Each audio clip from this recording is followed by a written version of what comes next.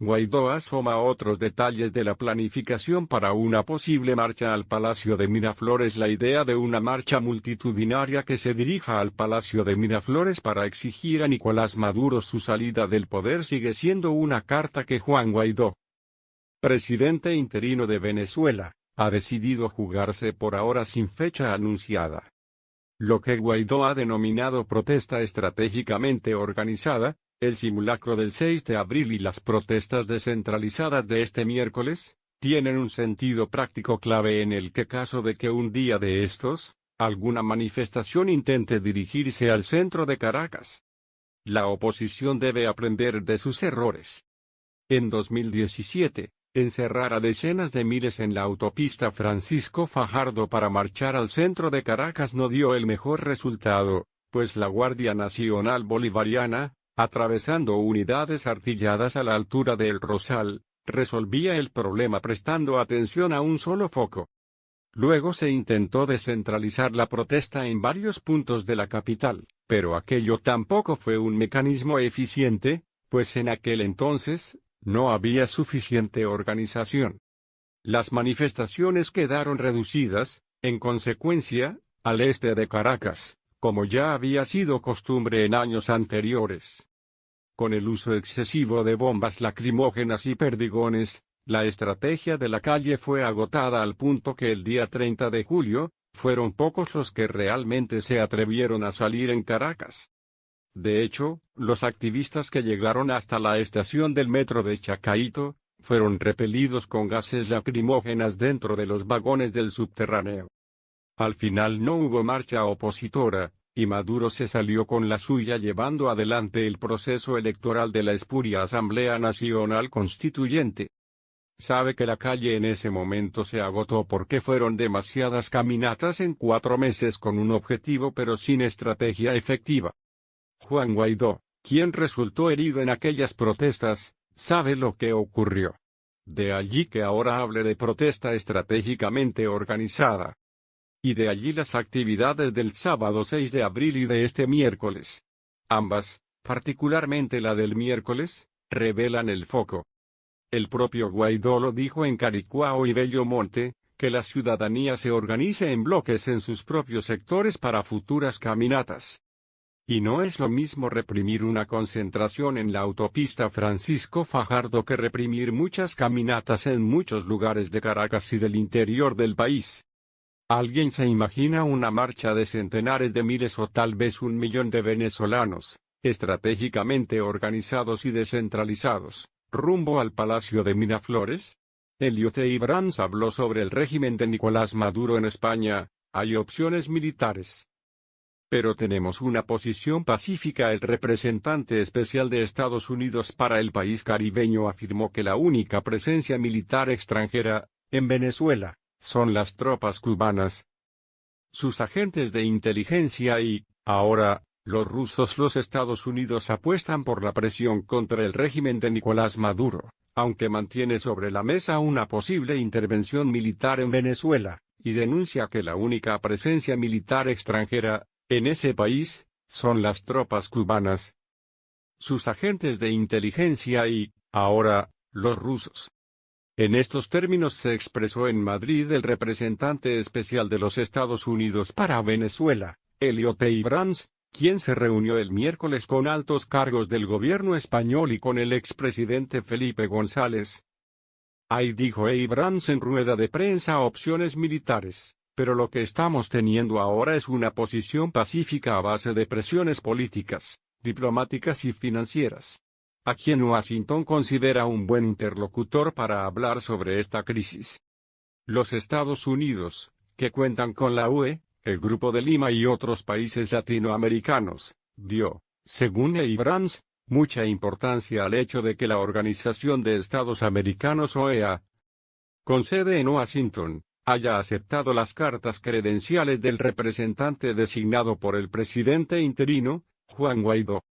El enviado especial estadounidense opinó que la Unión Europea debería considerar más restricciones de visitas a funcionarios venezolanos, y más sanciones contra aquellos individuos que están utilizando, en el espacio comunitario, dinero robado en Venezuela.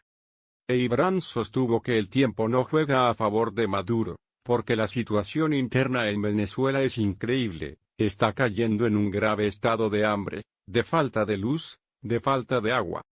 El tiempo no juega a favor de Maduro, porque la situación interna en Venezuela es increíble. El gobierno de Washington cree que España es un líder natural en la Unión Europea debido a sus vínculos históricos con Venezuela. Tenemos, junto con la UE, el mismo objetivo, la cual es la restauración de la democracia y las elecciones libres. Si bien Ebrard apreció como única diferencia el hecho de que los Estados Unidos consideran que la única negociación con Maduro es su salida del poder. También mencionó, con cierta ironía, a Cuba y Rusia como países de destino de Maduro, y su círculo más cercano en caso de que se vea obligado a abandonar el país.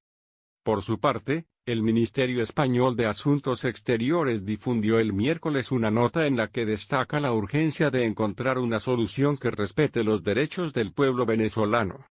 Según el Palacio de Santa Cruz, tanto los Estados Unidos como España comparten su preocupación por el deterioro de la situación en el país, así como la necesidad de una salida democrática a la gravísima crisis que sufre.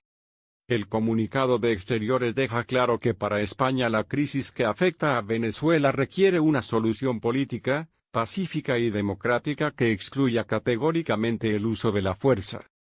El FMI y el Banco Mundial ayudarán a Venezuela cuando sus miembros definan a qué gobierno reconocen, así lo adelantaron Christine Lagarde y David Malpass, directores de ambos organismos, quienes expresaron su gran preocupación sobre la situación que atraviesa el país caribeño. Para este año proyectaron una contracción del 25% del PBI venezolano, y una hiperinflación de 10 millones %. El Fondo Monetario Internacional, FMI, y el Banco Mundial, BM, informaron este jueves que están listos para ayudar a Venezuela.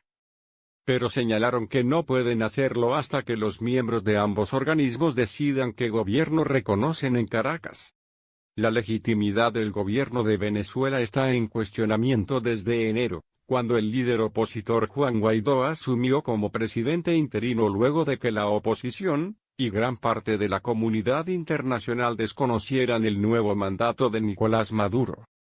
La directora gerente del FMI, la francesa Christine Lagarde, y el nuevo presidente del BM, el estadounidense David Malpass, expresaron su gran preocupación ante la situación en Venezuela en dos ruedas de prensa en el marco de las reuniones de primavera de ambas instituciones, que se realizan esta semana en Washington. Tanto el FMI como el BM están esperando el posicionamiento de la comunidad internacional, y por ende de sus países miembros, para un posible reconocimiento de Guaidó, quien cuenta con el apoyo de más de 50 países, entre ellos Estados Unidos, las principales naciones de la Unión Europea y Brasil.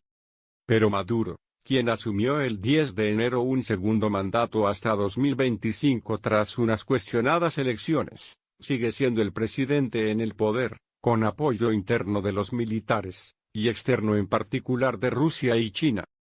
La cuestión del reconocimiento de uno u otro no es decidida por el banco sino por sus accionistas, indicó Malpass, prometiendo que el BM se involucrará para atender la crisis humanitaria.